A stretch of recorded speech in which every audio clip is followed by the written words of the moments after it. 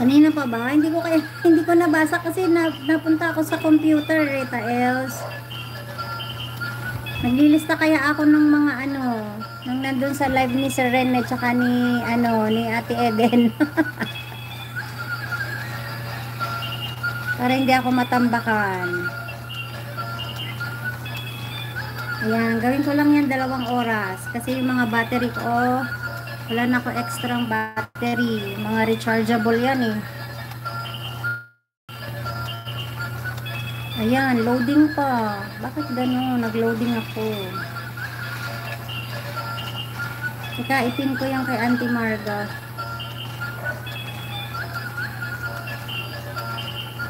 Ako yung loading, sis Marlene Tot. Ang pangit talaga ng connection namin.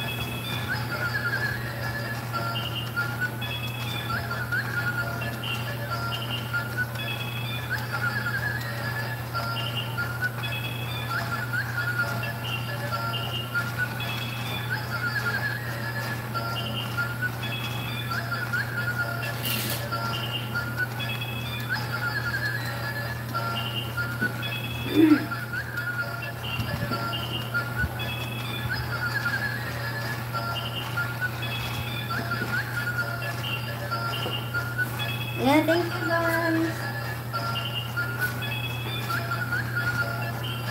Auntie Marga, ano ba yung pasabog mo mamaya? May pasabog ka daw eh. Sabi ni Auntie Madel, ano kaya yun? Mahahati po ba ang katawan mo? Sis Anli, salamat sa palusab sis Anli. Ayan, ganyan muna ang aking live. Thank you sis Anli.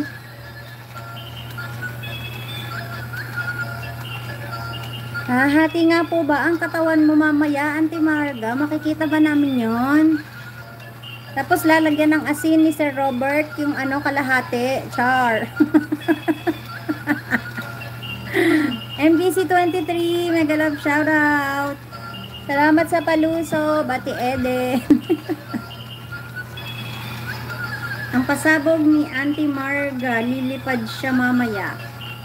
Yun nga, pagkatapos mahati yung katawan niya, lilipad siya. Tapos lalagyan naman ni Sir Robert ng asin yung kalahati, yung naiwan. Char.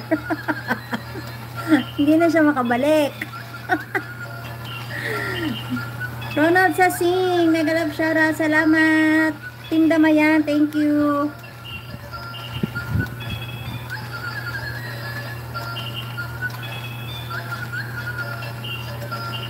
Salamat MBC23. Thank you, thank you. Ayan, kaya si Saling po saan nakatambay doon kasi naka-live ang main.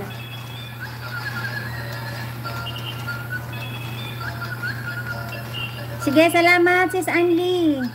Ayan, dahil nag-reconnecting ang nakalagay sa live ko, 50 minutes pa lang. Hindi ko alam kung ilang minutes. Kanina 1 hour na yan mahigit. Naras pa ako nag-live? 6:30 ba? Dapat mag-end na ako ng 1. Naguluhan na ako. Loading kasi.